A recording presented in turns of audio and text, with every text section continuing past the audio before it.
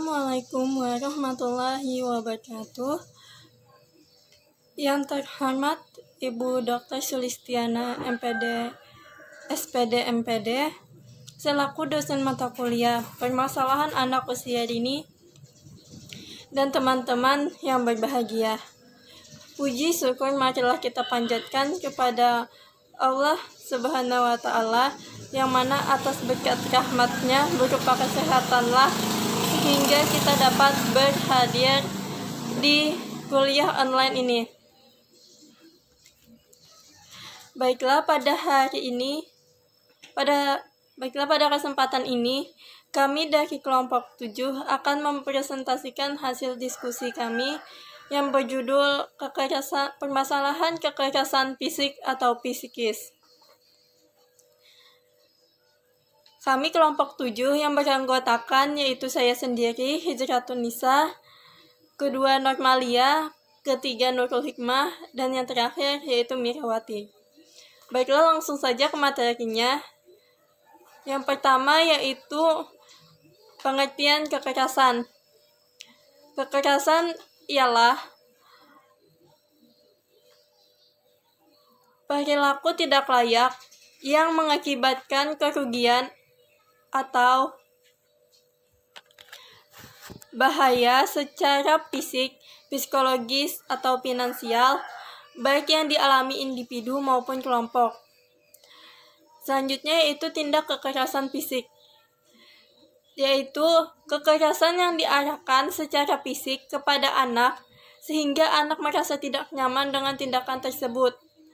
Kekerasan fisik berkaitan dengan pemukulan, penyiksaan, atau penganiayaan terhadap anak dengan menggunakan ataupun tanpa menggunakan alat. Selanjutnya yaitu tindak kekerasan psikis. Tindak kekerasan psikis yaitu kekerasan yang diarahkan pada psikis anak yang mengakibatkan terganggunya emosional anak sehingga dapat mempengaruhi tumbuh kembangnya.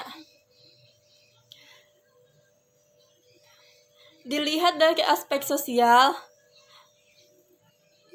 psikologis, tindak kekerasan adalah suatu bentuk hubungan sosial yang menunjukkan kemampuan sosial, cara hidup, atau dari meniru model-model tingkah laku yang terjadi dalam lingkungan sosialnya.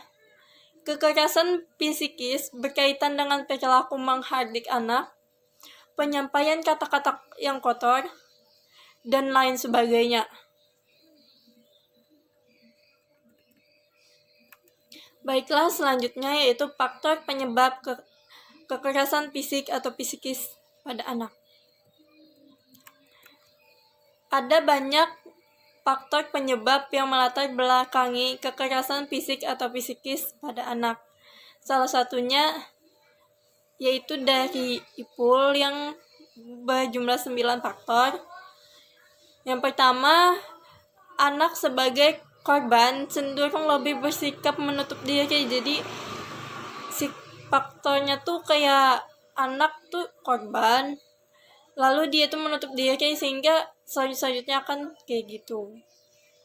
Yang kedua yaitu adanya anggapan bahwa kekerasan pada anak itu adalah hal yang biasa.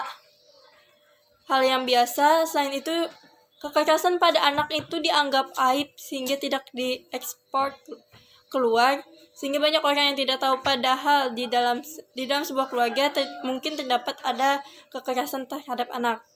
Yang ketiga yaitu adanya paradigma yang salah bahwa anak adalah properti orang tua. Ini yaitu pemikiran yang salah banget, karena anak itu punya hak untuk disayang, untuk dikasihi dan dididik.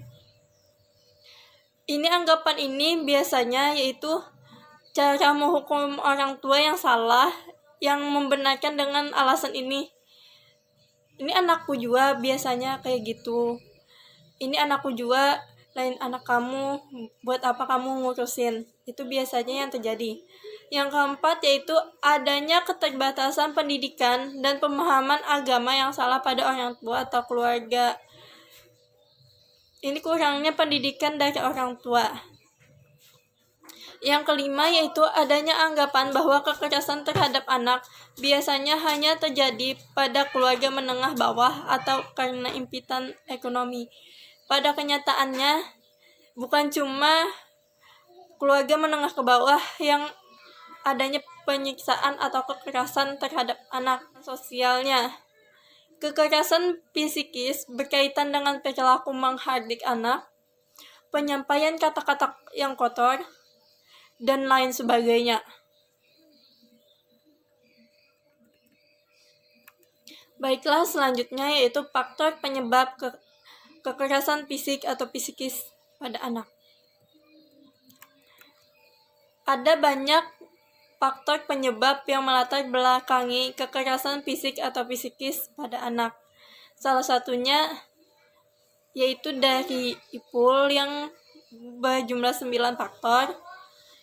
Yang pertama, anak sebagai korban cenderung lebih bersikap menutup diri. Jadi si faktornya tuh kayak anak tuh korban, lalu dia tuh menutup diri sehingga selanjutnya akan kayak gitu.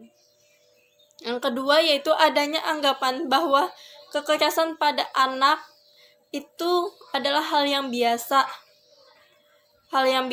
Selain itu, kekerasan pada anak itu dianggap aib sehingga tidak diekspor keluar, sehingga banyak orang yang tidak tahu padahal di dalam sebuah keluarga mungkin terdapat ada kekerasan terhadap anak. Yang ketiga yaitu adanya paradigma yang salah bahwa anak adalah properti orang tua. Ini yaitu pemikiran yang salah banget, karena anak itu punya hak untuk disayang, untuk dikasihi dan dididik. Anggapan ini biasanya yaitu cara menghukum orang tua yang salah, yang membenarkan dengan alasan ini anakku juga, biasanya kayak gitu. Ini anakku juga, lain anak kamu, buat apa kamu ngurusin? Itu biasanya yang terjadi. Yang keempat yaitu adanya keterbatasan pendidikan dan pemahaman agama yang salah pada orang tua atau keluarga.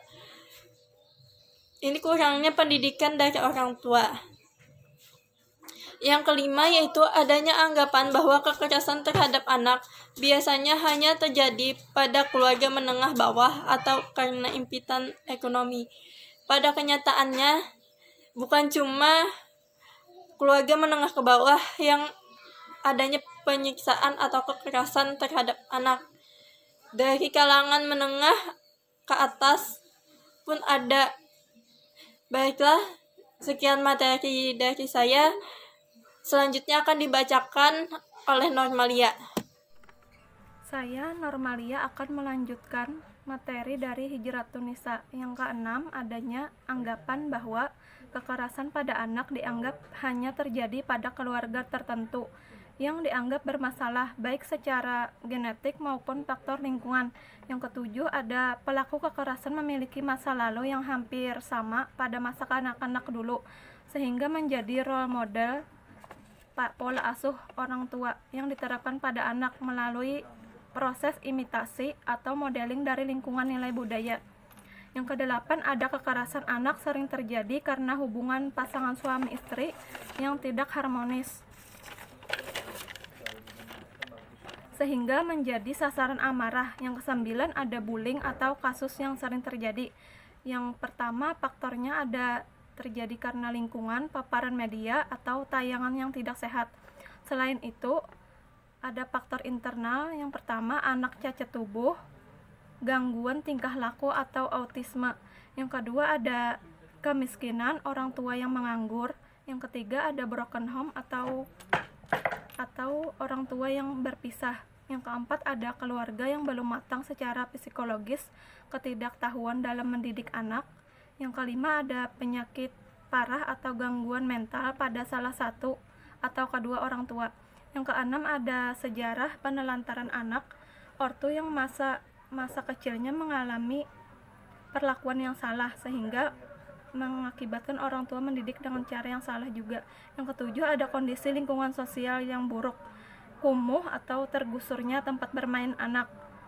Ya, sekian dari saya. Makasih. Ya, saya Nurul Hikmah akan melanjutkan materi dari pemateri sebelumnya, Nomalia. Saya akan menjelaskan tentang dampak kekerasan fisik atau psikis terhadap anak. Tindak kekerasan apapun bentuknya dapat merugikan anak, yaitu mengganggu tumbuh kembangnya, baik menyangkut aspek fisik kognitif maupun psikososial emosionalnya. Anak akan menjadi rentan depresi dan menunjukkan gejala traumatis hingga mendapat berisiko tinggi menjadi pelaku kekerasan selanjutnya. Di sini dijelaskan bahwa dampak fisik kekerasan pada anak yang pertama dapat mengganggu proses tumbuh kembang anak, dan yang kedua mengganggu perkembangan kecerdasan. Yang ketiga ada risiko menimbulkan masalah perilaku di masa depan, contohnya seperti penyalahgunaan zat. Kemudian sementara itu ada dampak secara psikis. Kekerasan psikis tidak mudah untuk diketahui karena tidak memberikan bekas yang tampak. Namun ada wujud nyata kekerasan jenis ini adalah seperti penggunaan kata-kata kasar, penyalahgunaan kepercayaan, mempermalukan orang lain di depan umum, menelantarkan ancaman dengan kata-kata, dan sebagainya. Akibat kekerasan psikis ini akan berdampak pada psikis anak. Anak akan merasa rendah diri, minder, merasa tidak berharga, dan lemah dalam membuat keputusan. Sekian dari saya, terima kasih. Nama saya Mirawati. Di sini saya akan menjelaskan tentang cara pencegahan tindak kekerasan fisik atau psikis terhadap anak. Cara pencegahan tersebut dapat dilakukan di lingkungan keluarga dan di lingkungan masyarakat. Adapun di lingkungan keluarga, yang pertama, peningkatan keimanan dan ketakwaan terhadap Tuhan Yang Maha Esa. Yang kedua, peningkatan pemahaman tentang hak asasi manusia, hak-hak anak, dan kesetaraan gender. Orang tua perlu mengetahui apa-apa saja hak anak. Anak berhak mendapatkan kasih sayang dan rasa cinta dari orang tua. Apabila orang tua membentak, apalagi sampai memukul anak, itu merupakan salah satu pelanggaran terhadap hak anak. Yang ketiga, peningkatan kesadaran hukum dan dampak tindak kekerasan terhadap anak. Nah, orang tua juga perlu mengetahui apa saja dampak jika terjadi kekerasan terhadap anak. Dampak tersebut bisa berupa anak mengalami ketakutan yang berlebih, depresi, stres, dan lain sebagainya. Yang keempat, pengintegrasian program pencegahan tindak kekerasan terhadap anak dalam program pemberdayaan keluarga.